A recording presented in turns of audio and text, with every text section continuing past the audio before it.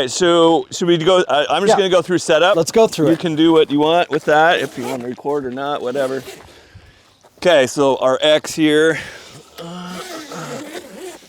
All our boards come standard with cases on everything. Ooh, pretty.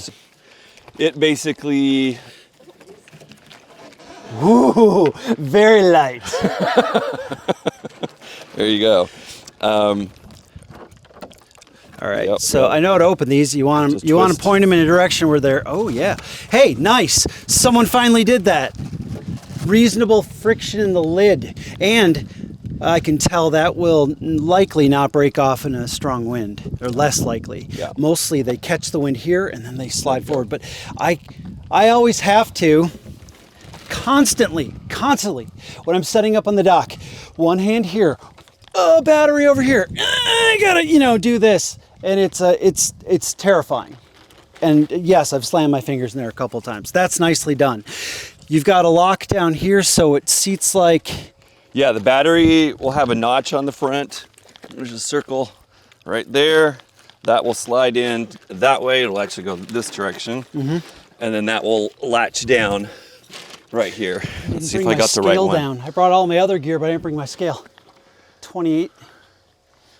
I'm gonna guess less than 30. 20, 27 and a half pounds. Okay, we'll see how close you are. Yeah.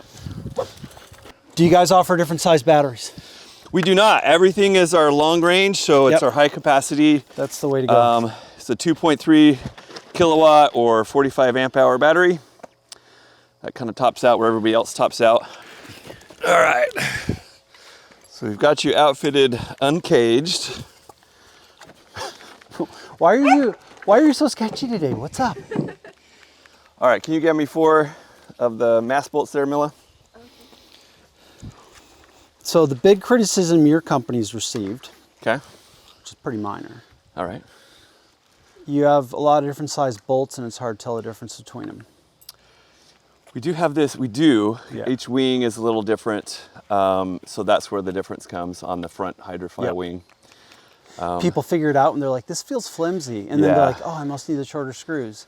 Right. Doesn't seem like that big of a deal. Also really easy to fix in engineering. Yeah, but so like both ways, I'm like, yeah, I get it. Like it's not that big of a deal. But then you're like, yeah, but why not? Why not just do it right? For sure. Or user ergonomics, make it so that everyone is less likely to fail and you save all your money on the support. Yeah. Dealing with issues. How many rides will I get out of a single charge? So I don't know the exact number. Yeah, what we figure, if you're riding kind of daily, you've got at least a week. So it's a lot. Got a couple options here for you. So if you come on the side, you can see we have sport mode, comfort mode. Basically increases your platform, makes it easier to ride, more sporty. How do you want us to rig it for you? I'm trying to think of what that means to the So ride. it's going to shorten your base, your foil base, so a little more pitchy, right? You can come up, down quicker. It's going to be more responsive that way. And then it does affect a little side to side, but mostly on that pitch, it will be much more responsive on the up and down. It'd be the equivalency of using a shorter stem. So it'd be like taking a carve wing out. Yeah, let's put a middle and then I can adjust from there, right? Okay. All right. We'll just go here. Since you guys are seriously saying you're the easiest to ride, which not this board. Okay. We could get you on the easy board. No, I'll wield this. I'm gonna wield this. Okay, so here's your wing choices. We're obviously got the big boy here. We've got, and I'm gonna leave you with whichever one of these. This is our intermediate. This is kind of the all around where we put most people in, our 1300. I think this is probably most similar to, which wing were you saying you were riding? 160 Camper Pro. Okay. It's common for me. Yeah. Okay. And then this the might 100 be a little more Sport, and that's inches by the way. Yeah. And then this is our 700. You got to be moving a little quicker. Yeah, that's going to be that serious. That's small. So it is small. Is that 700 inches squared? Or it's centimeters squared. Centimeters. Yeah, centimeters. Math. Okay. Yeah. That's still pretty small. Yeah, it takes me a little bit. The aluminum one that everyone's saying is the This bomb. is actually, it's 1,000 centimeters squared. It's heavier for sure because you got aluminum. The fun thing about this was we call the happy accident wing. So they designed it to be wings tips down like most wings are. It just kind of stabilizes. But you found out. You can inverse it, you can reverse it, and ride it wingtips up. It's really loose ride. I think you'll love that one. We'll see. So let's ride it wingtips down. Okay. Because I don't need any more pokey things at me on my first time on it. So do you want to go with this on here? I was going to put this one on this board. It's a little bit larger. I don't care. And then we're going to leave this with you so you can yes, fly it both ways. Everyone do all says. that You're kind gonna of love stuff. this crazy aluminum wing. So choose your weapon. Let's go 1300. Okay. For the first one, 1300. Yeah. So the 1300 is going to pair with our 300 on our stab the best. That'll be most balanced. Easy. That's usually what we'll ride with that. On that one, go ahead and put the 240 on the back. Another. You're looking for also you can steal from Lift. They label all their bags for what they do, and it has the right Allen wrench and the right screws for that thing. It's really nice. I didn't notice it. I used to make fun of them. Like, man, I got like all these little I think there's a bit we could do with that. Allens and stuff, and then all of a sudden I put it all together. I'm like, oh, it's all matched. Oh, this is way easier. Right. Then I had to retract my making fun of them. We could. I know, right? Like, sorry. I didn't realize it was genius. And this company, SiFly, they are where's their headquarters? They're out of Bulgaria. They've got factories throughout. I think in Germany. They've got stuff coming out of Asia as well, but ultimately they land in Bulgaria, assembled there. That's their main headquarters. And over they come. Bulgaria is interesting. It's kind of the techno hub of affordable side of Europe. So a lot of the companies are doing their development software, big software hub there. It's like the new Stockholm. Yeah. So you're right. We are missing. Okay, let me see. Oh, I know where I put those. Okay, my bad. Yeah, all you guys would need to do is just two-tone your bolts. You'd know. Yeah. Which length they were. That's easy.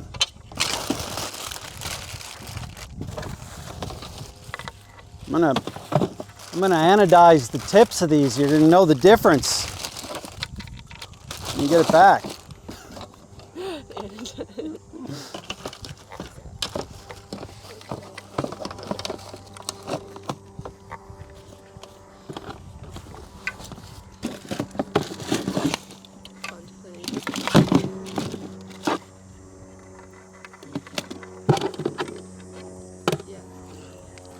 No. No walking on the carbon fiber, buddy. He's like, what? What do you mean? I took him for a ride on the Sport, the larger board.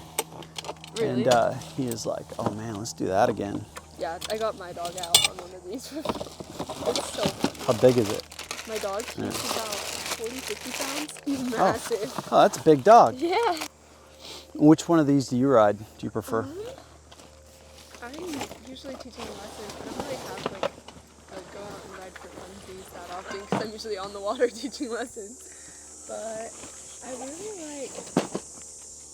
I really like that 700. I don't know. The wing? Do you ride the Stellar? Oh, I can ride it. The board doesn't really matter to me. I'm not that good, but I'm like, oh, this board 20 pounds more.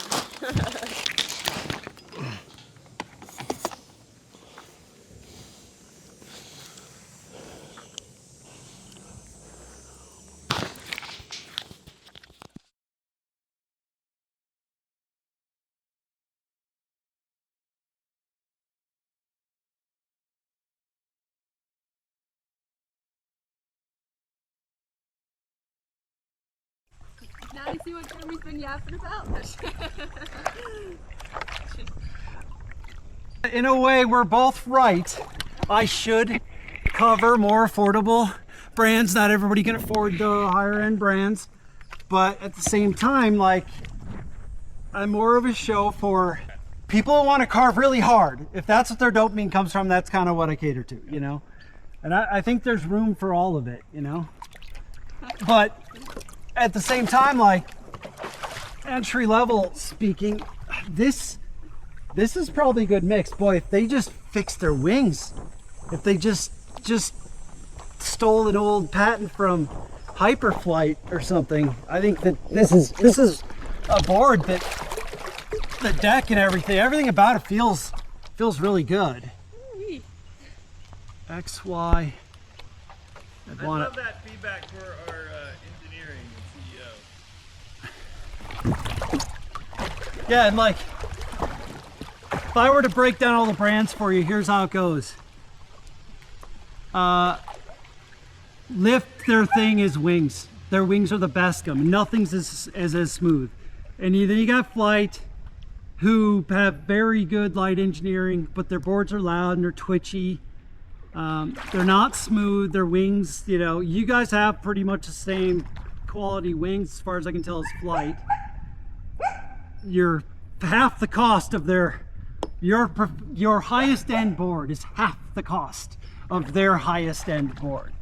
And don't get me wrong, the Ultra L2, that is a seriously light. That's like riding a wakeboard. But only maybe a tenth of the eFoil population would want it because it is twitchy. It is very specific to racing and surfing. That's about it. I haven't been on a Wade-U in 2 years, but this feels way better than that, than those did. Way. Like when I stood up, I was like, "Damn, this thing is very, very solid." I thought that the second wing you gave me, I was like, "Oh, this is gonna be too stiff too." And I'm like, "No, it's got play. It's just very solid when you're getting up." Like, I feel like maybe I will have tried one of the bigger boards just to see what the difference is. But like, this feels as solid as a big board. I don't quite understand why. Is it because it's bottom heavy with the aluminum? Keeps the bottom down? It might be because that weight is a little more down lower, and so it will ride stabler, right? Than having something top heavy. The curved top deck is interesting. I can see how that makes people feel more secure. Like you're not going to slide off the front. I can feel that. Like it brings back skateboard memories of the tail, you know? All right, I'll ride more. Something really cool. Can you do this? No. My daughter can. She thinks it's pretty rad too. Okay, you're just gonna want to do this when you're. This lake is flooded, so there's trees to your left and trees to your right. Okay. Go out to the yellow, and then you can go wherever you want for the most part. Oh, but come in between that orange one and the yellow one. If you're between these two greens, you're fine. Okay. This is a clear spot. That's it. Other than that, pretty safe lake, very clean. It's got 25 feet of visibility. I used to scuba it all the time. There's, other than the minnows, nothing dangerous in here. I mean, there's turtles and stuff, but they've never hurt anyone. There's loons.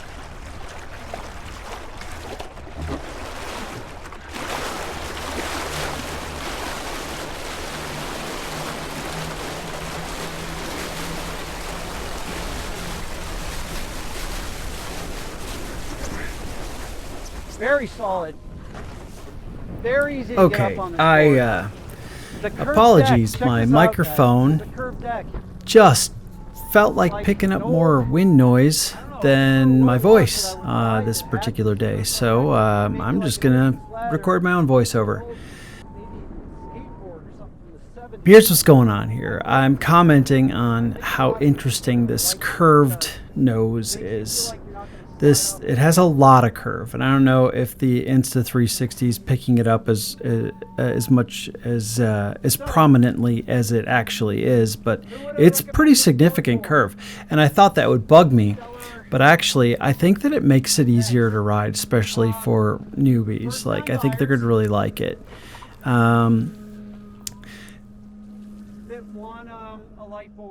I am spending a lot of time talking about how it rides in comparison to boards like the Lift 4 Pro.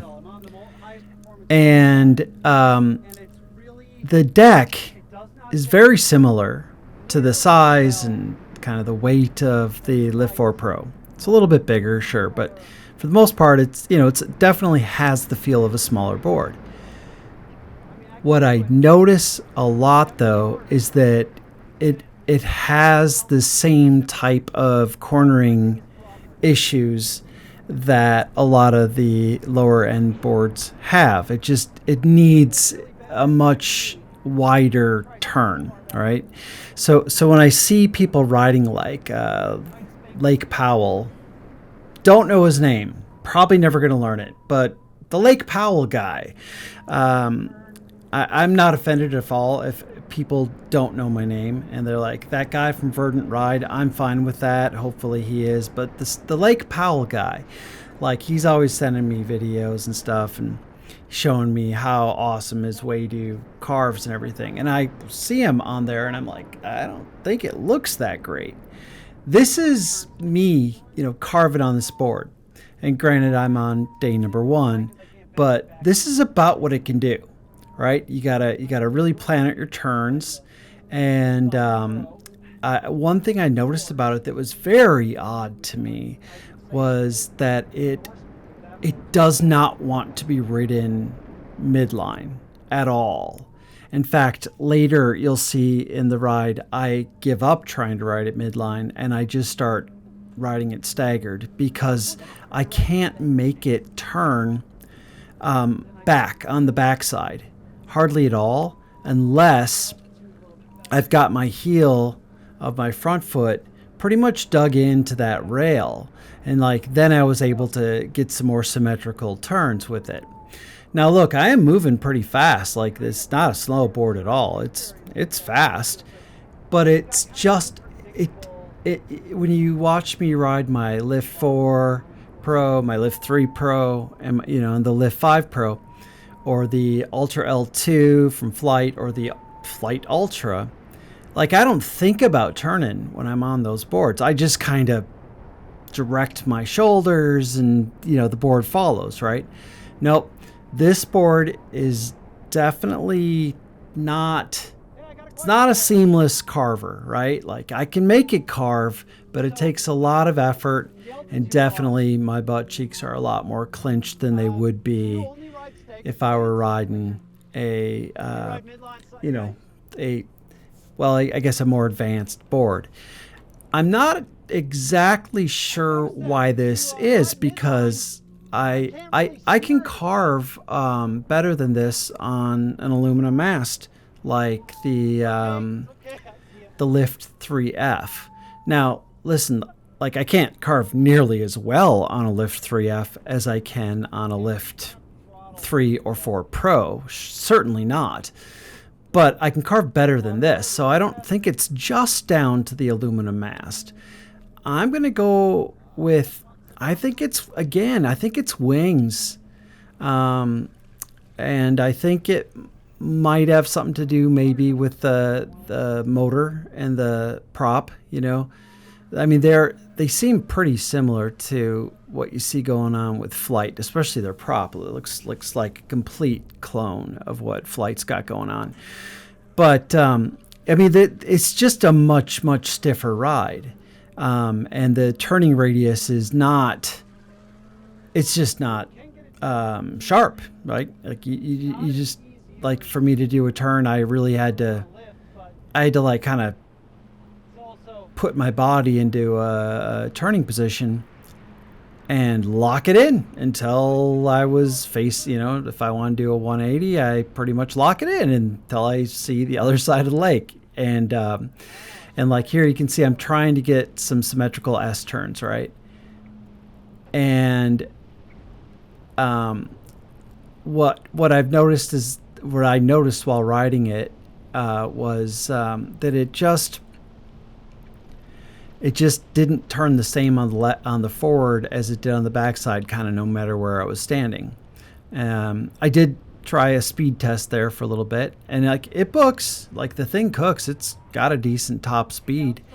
It goes straight really well. It's what I guess the thing about it to me that lacks the most is its ability to carve. And this is mostly up to the wings, but I did try 3 different wings while I was testing this board on it. The 700, the 900, and then right now, what's on there right now? I think it might be that crazy aluminum wing. Or this might be It says the 1000 on it. All right, so I would say it should be turning at least as well as the Camber Pro 210, right? Which still carves fine. Like this swing's not that much bigger or anything, but it's just not a lift board, right? We should get a time now that I'm going through the course. Hopefully the course is set up well. Yeah, that looks pretty good. I think that's a pretty straight shot through the flush. Yeah, I'll put a timer on here. Let's see what we get. Yeah, and so here I am carving around that fastest one. I have to dodge a little bit because Tim's daughter was cutting through the course. I'm sure she had no idea what I was doing. And so, yeah, it looks like I gave up hitting the course on that one. And one thing I noticed about this particular wing that I've got on there is that it has a very slim range of speed that it behaves at. And this particular wing, it only really behaves at extremely high speeds. With this smaller wing on, it needs a lot more speed to behave. But once you give it the speed, it's pretty good. Woo!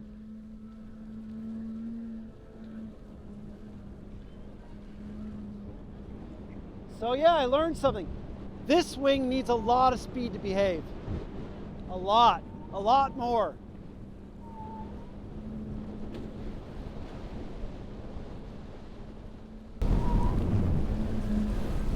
All right, we absolutely have to talk about this crash.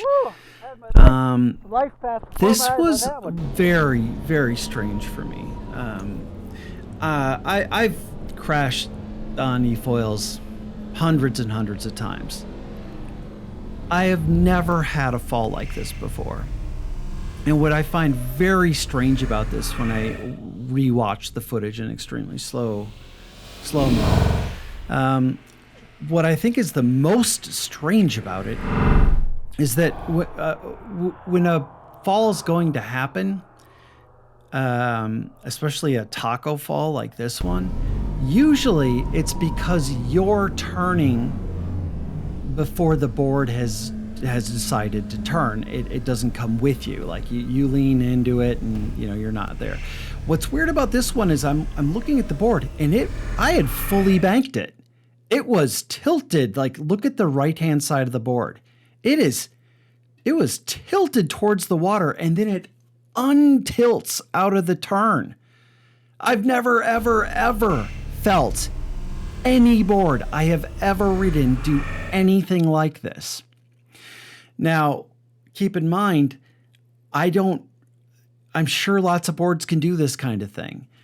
I've never been on a Waydo or a SiFly or even like a larger lift or a larger flight where I pushed it so far that it would do this. Like, this is the kind of thing I just don't have happen to me on a Lift 4 Pro or a Lift 5 Pro or a Lift 3 Pro. This just doesn't happen. I never felt anything remotely happen like this on the Ultra L2 or the Flite Ultra.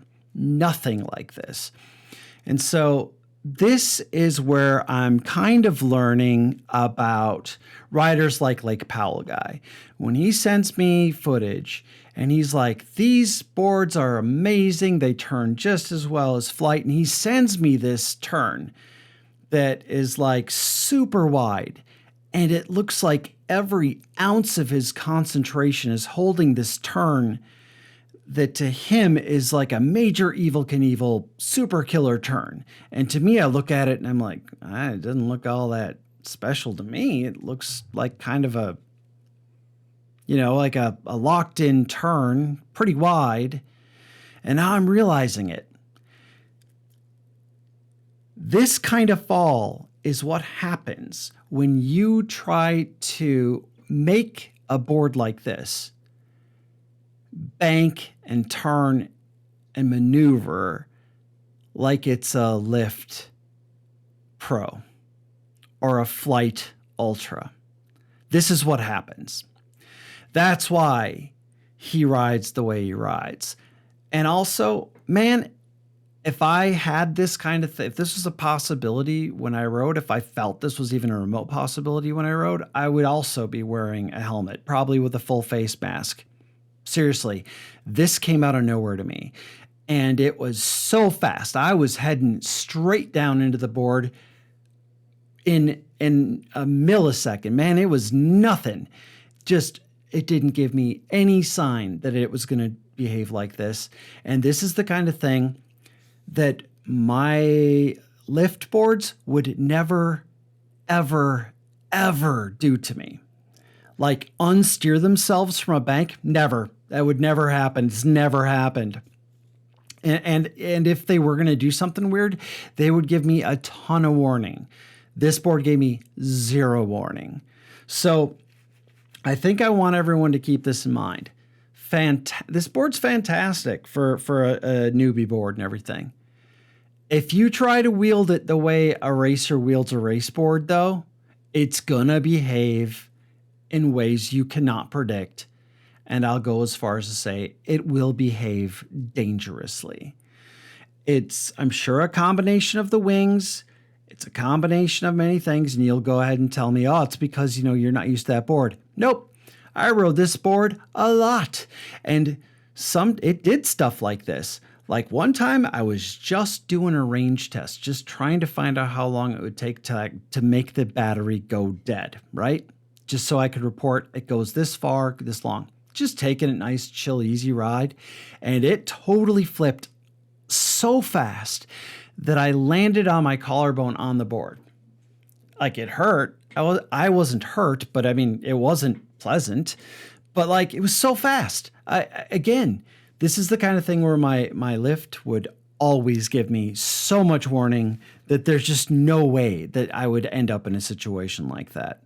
And I don't really give a shit if anyone out there believes me that this is the truth, but this is the reality I know riding boards as long as I've ridden a board, as hard as I ride boards.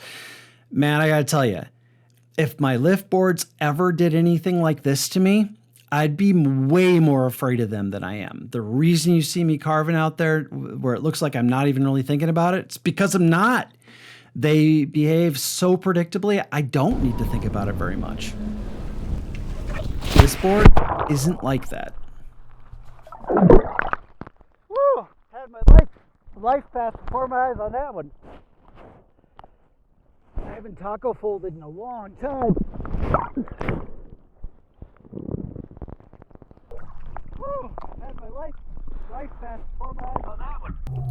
So we get right back to it.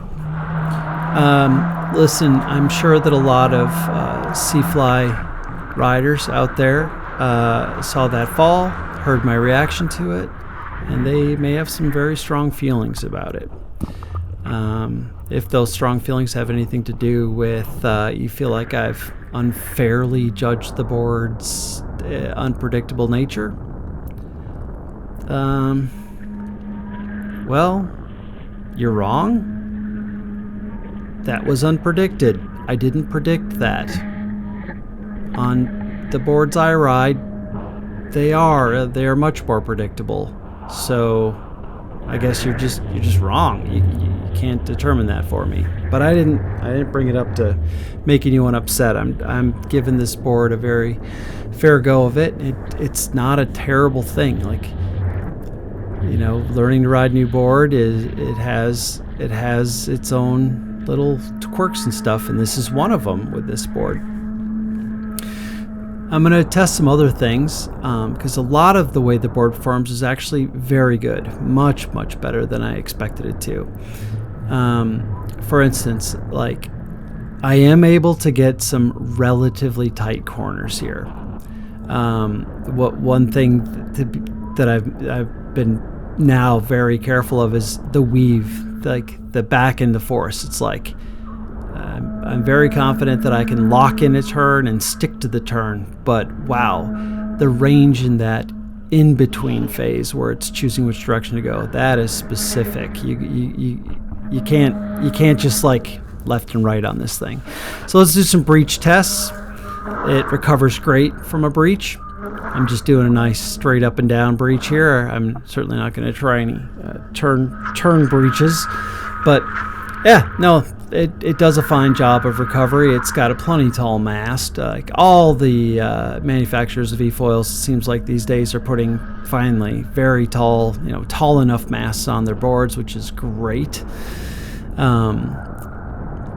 And even after that fall that I had, that was very unexpected, very unpredictable behavior, I still feel very confident about being able to wield the board. I'm not afraid of it.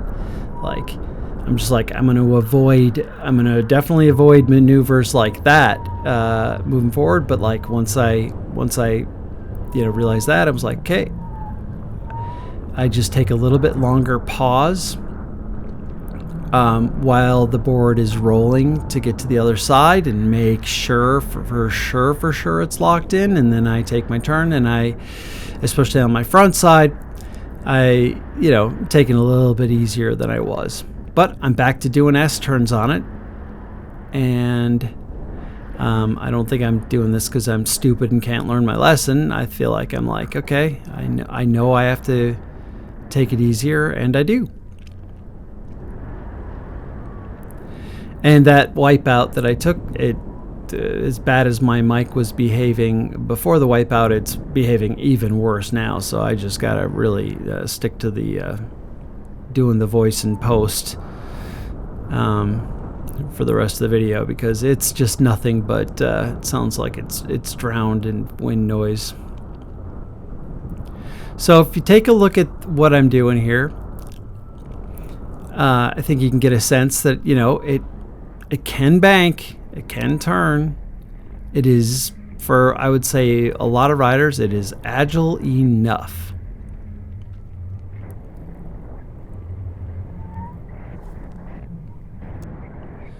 The board has plenty of power. I mean, it really does. It has really quite reasonable torque. Good power, good top speed. One of the things that a lot of people, a few of the riders that tested it out while I had the board here in my lake, a lot of people didn't love that it made a very specific kind of noise. It sounds kind of like an orca is chasing you around, and it's trying to mate with you. It does. It sounds like a whale sort of following you around. What I found kind of interesting about that is the people that were the most that found that the most upsetting, that didn't like that noise the most, happened to be larger women that rode it. And I'm sure that there's a really great joke that could go along with that, but I'm going to leave it to you guys to make that joke. I'll leave that one in the can and just point out that there's a potential for a joke there. I wasn't bothered by this sound very much. In fact, I don't think I remember any of the men that rode it to be all that. They didn't seem to care all that much about it. So it might just be a frequency that women pick up more than men, and apparently larger women pick up more than smaller women. So then I did trade boards because I wanted to just try one of their other models. Now this one is it's a foam board. It's not carbon fiber. So it's a bit heavier, but I do like the design of these foam boards. I mean, I don't like them for their look or their weight or anything. I like them for their price, and I think that they're good boards to buy if you're a family and everyone's going to ride it. I think that they're just super rugged. They're a little bit softer when you fall on them. And when you got kids and stuff, when they run it into the dock, carbon fiber, it's going to crack like a skittle. Whereas these foam boards, just for the most part, just going to bounce off. And if you gouge them, I mean, big deal. They were already pretty much looking like like a styrofoam cooler. Oh yeah, and by the way, for everyone who thinks I'm a great eFoiler, dude, I suck on large boards. I can't ride a big board at all. In fact, I mean, I'm just terrible at it.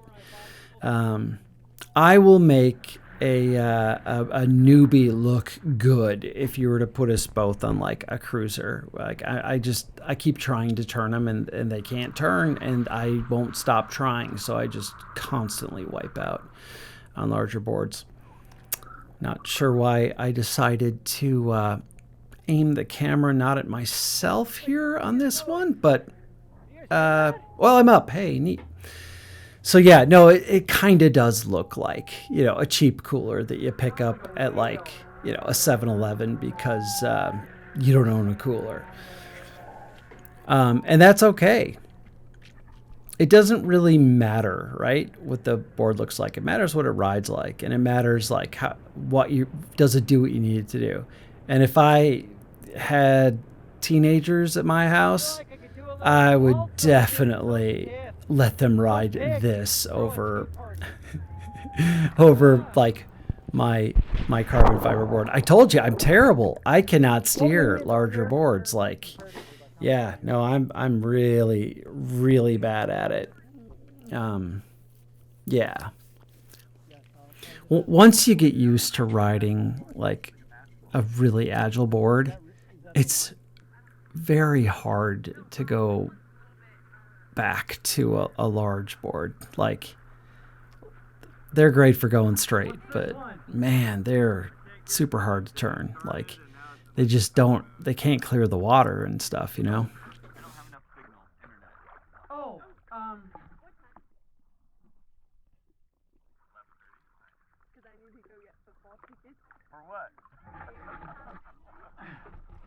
I can't believe they make trays that don't float. That's nuts.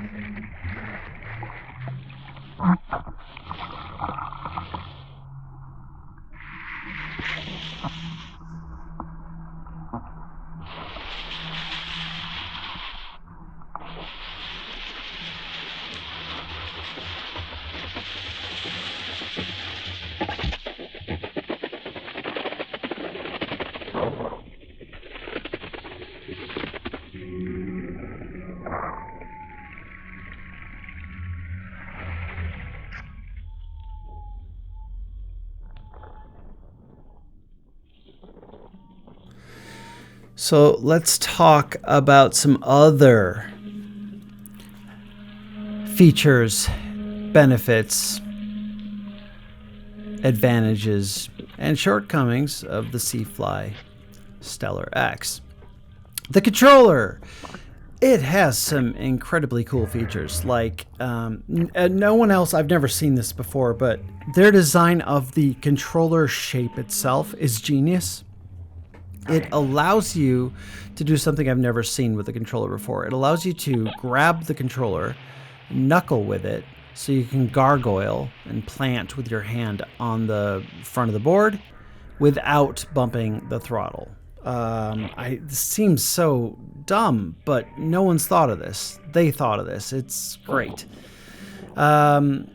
The readability of the display on the SiFly Stellar X's remote, not fantastic. In fact, like some of the things you'd think that you'd want to be the biggest, like the battery and stuff like that, it's not great. I'll say it's about the same as Flite. It's not like they're both their displays are junk in my opinion. Like the stuff that you need to be big isn't big, and you have to search around for it. It's the kind of thing I'm sure that once you own it and everything, you'll get used to it and you'll be able to see it right away. But for me, it was definitely a struggle for me to like figure out where it was. Oh, it's in the upper right-hand corner, and it's tiny. Like, it's very small, So if you need glasses to read, you may struggle to see it. I hate all boards that have the freaking safety unlock thing where you have to play like a Nintendo game real quick. Like, you have to hit X and then Y in pretty fast succession, and then you have to hit the trigger like a little bit or it'll start all over. And if you don't get the timings just right, you got to start the sequence over. So I freaking hate the safety lockout feature. It makes it harder to caper call the board. You can caper call this board, but again, you gotta, it's finicky. Like it may or may not decide that you're on the board and therefore may or may not come back and get you. I don't like I think that riders should learn how to get on their board safely, with and not bump their throttle or learn to power off the controller or whatever. Just like I've been riding a board for 5 years, near 1,000 rides. I've never even come close to hurting myself getting on and off my board. I feel like this is like an unneeded safety thing that other board manufacturers put on their boards, and for life of me, I can't figure out like just learn how to get on your board safely. I don't get it. I don't understand it. I don't see why you got to engineer something that makes it just harder to use. And every board's different, so if you have to memorize their little sequence to make it run, then every board you get on, you got to memorize their own special little sequence to make it run. And it's annoying when you're putting a new person on your board. Maybe they're even an experienced eFoiler, and you got to remember to tell them the code, and they got to remember it. I don't know. It's just one of those things that I don't think is necessary. Let's see. The trigger. It's all right. It's like Flite. It's in my opinion too short. It's not made for finessing. Like Flite's controller, it's much shorter. I know a lot of people love it. I know a lot of people hate it that I don't love it, but I don't love it. So get over it, I guess. One critical issue with it that I think is just it's a problem. I think it was also one of those things that they put in there for a safety, some kind of safety mechanism of some kind. But if you ever let go of the trigger completely and then try to squeeze it again before you face plant, don't bother, because it will never get power again. I'm not sure why this is. I think that what they don't want you to do is let go of the trigger and then panic squeeze it really hard because it'll fling you up in the air. Well, I would rather get flung up in the air and have 100% control over my board than to have my board think for me about what would be safer or whatever it's doing. But yeah, if you ever actually let go of the trigger completely, even for just a split second, that board is not going to ever. You're going to have to get back in the water and start it all over again. Probably have to hit the XY sequence trigger. XY trigger, that's what you have to do to make it work. And I think that's what you have to do to get it to restart, which you'll never do it before it hits the water. So don't bother. That needs to be fixed. Let's see. That's pretty much it. It's a good $5,000 less than other boards. It's decent. I think that like the perfect people that this board is for is it's like families with a dad that wants to kick some ass, too, right? Or like the family that's got the teenage boy that might want to get into racing. That kind of thing. It's definitely going to be higher performance than like your average big boards, right? Look, would I choose one of these would I buy one? Not me. I'm the wrong market for this. But I can tell you that my neighbors rode it, and they don't own eFoils yet. Well, they tried it and they all really liked it. They like actually, for one of my neighbors who's probably going to be getting into eFoiling next year. He just moved onto the lake, and I would say he preferred it out of all of my boards. Right? Like I offered him, hey, you want to try this? You want to try that? You want to try this? He's like, oh, I really liked that SiFly. I think that everyone else pronounces it SiFly. But and so that's something that the brand might want to consider. It sounds cooler as SiFly, like science fiction fly, but everyone pronounces it SiFly. So that's a thing. So here I do the dock test. Does it get up on my dock okay? It does. It works just like all the rest of my boards. Pretty easy to get up there too. Yeah, so I mean it fits pretty well. But the issue is like I think the analogy that I made was okay, like sex. Condoms are great. They make sex safe and still enjoyable, right? You can have a great time having sex with a condom. But then you have sex without a condom and you're like, oh my God, that is so much better, right? There are people that won't admit that, but they're lying to themselves and trying to be cool. I don't know why anybody would admit that.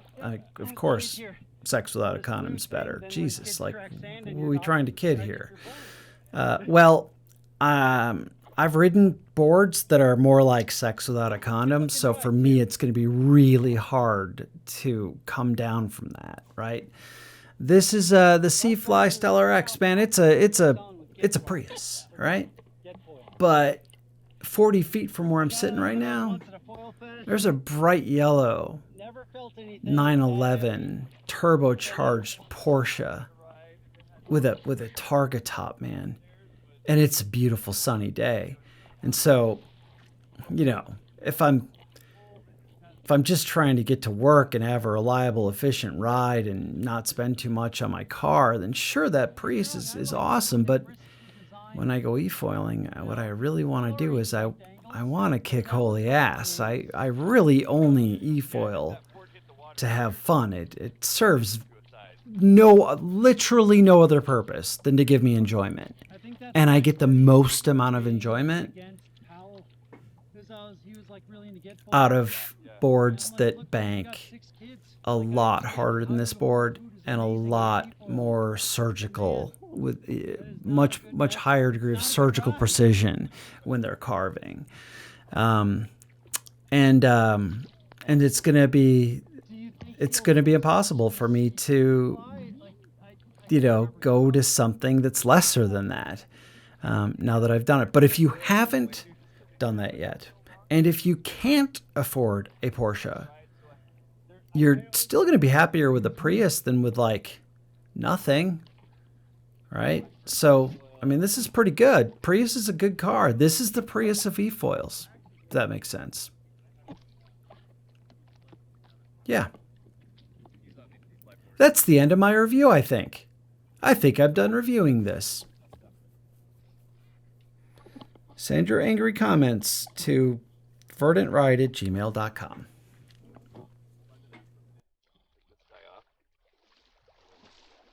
I'm at 46%. Not bad. I don't know that did you have you charged all the way? We were riding them yesterday. I only found that after studying it a lot. I think, yeah, we were on them like. I'm thinking I might, repair this thing in like, I'm gonna do printed plate steel with direct film carbon fiber. I think I might just give it away on my show. That's the love, that board.